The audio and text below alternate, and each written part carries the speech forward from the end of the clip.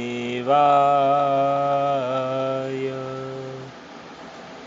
પુરુષોત્તમ માસ મહાત્મ્યની કથા સાંભળતા સર્વ ભક્તજનોના હૃદયમાં બિરાજમાન પરમાત્માને મારા પ્રણામ।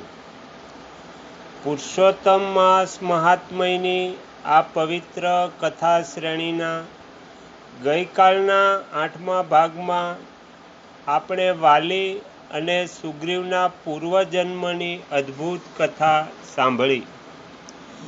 આજના 9મા ભાગમાં આપણે એક એવા રાજાની વાર્તા સાંભળીશું જે જન્મથી જ અપાર ધન, વૈભવ અને સુખ સમૃદ્ધિ પામ્યા હતા, પરંતુ જ્યારે તેમને તેમના આ અખંડ વૈભવનું અસલી કારણ ખબર પડી ત્યારે તેઓ પણ પ્રભુ ભક્તિમાં લીન થઈ ગયા। આજે આપણે સાંભળીશું પરમ પ્રતાપી રાજા ચિત્રબાહુની પાવન કથા। પ્રાચીન સમયમાં ચિત્રબાહુ નામના એક બહુ જ ન્યાયી અને પ્રજાપ્રિય રાજા રાજ્ય કરતા હતા। તેમની પાસે અખૂટ ધન હતું, મોટું સૈન્ય હતું અને સુંદર મહેલો હતા। તેમના રાજ્યમાં ક્યારેય કોઈ રોગચાળો કે ગરીબી આવતી નહોતી। રાજાને હંમેશા થતું કે મેં આ જન્મે એવું કયું મોટું પુણ્ય કર્યું છે કે મને આટલું બધું સુખ મળ્યું છે। એક દિવસ તેમના દરબારમાં ત્રિલોકમાં ભ્રમણ કરનારા દેવર્ષિ નારદ પધારે છે।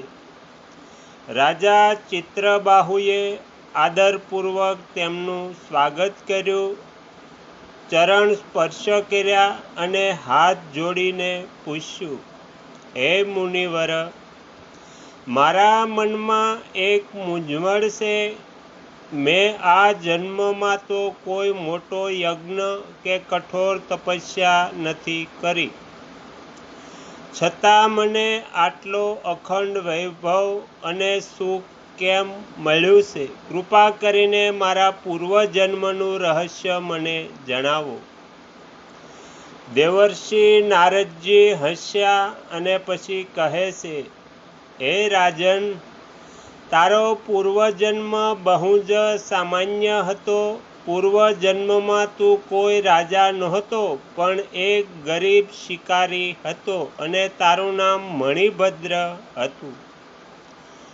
તું જંગલમાં પશુઓનો શિકાર કરીને માંડ માંડ તારું અને તારા પરિવારનું પેટ ભરતો હતો।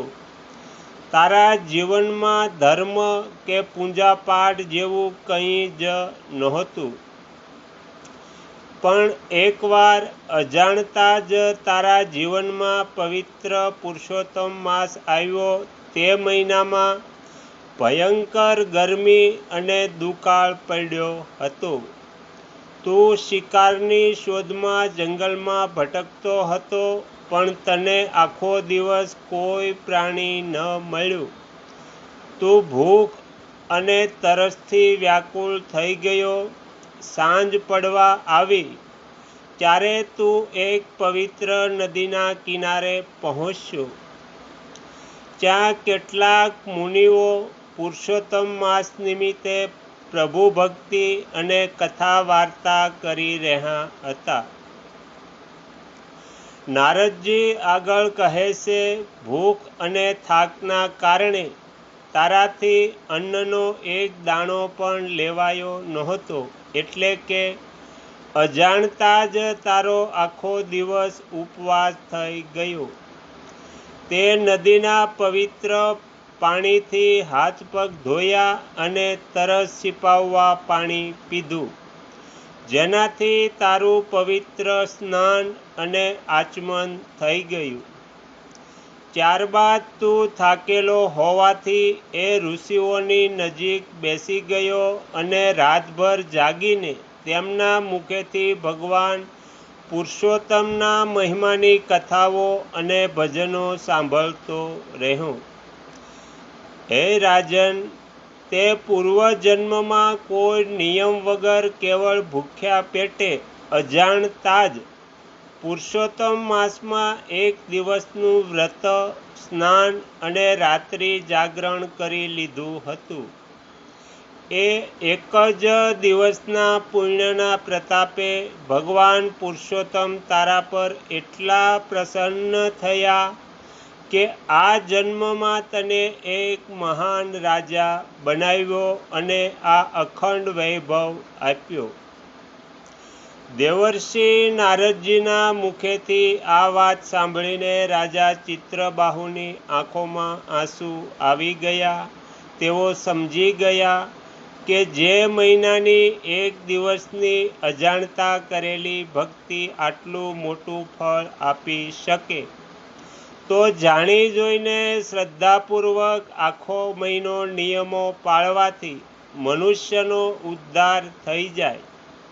ત્યારથી રાજા પોતે અને તેમની આખી પ્રજા દર વર્ષે અધિક માસનું વ્રત ખૂબ ધામધૂમથી કરવા લાગ્યા. તો આ રીતે 9મો ભાગ અહીંયા આપણે સમાપ્ત કરીએ છીએ. આવતીકાલે 10મા ભાગમાં આપણે સાંભળીશું પુરુષોત્તમ માસની એક વધુ રોમાંચક વાર્તા, રાજા દ્રઢધન્વા અને વનનો ચમત્કારિક પોપટ. જો ચિત્રબાહુ રાજાની આ અદ્ભુત પૌરાણિક વાર્તા તમને ગમી હોય તો વિડીયોને લાઈક અને શેર કરજો. રોજ આવી પાવન કથાઓ સાંભળવા માટે ખીમજી કાચરિયા ચેનલને સબસ્ક્રાઈબ કરવાનું ભૂલતા નહીં. જય શ્રી કૃષ્ણ. શ્રી સદ્ગુરુદેવની જય. આગળના વિડીયો જોવા માટે આ ચેનલને સબસ્ક્રાઈબ કરો અને જો આ વિડીયો પસંદ આવ્યો હોય તો લાઈક કરો.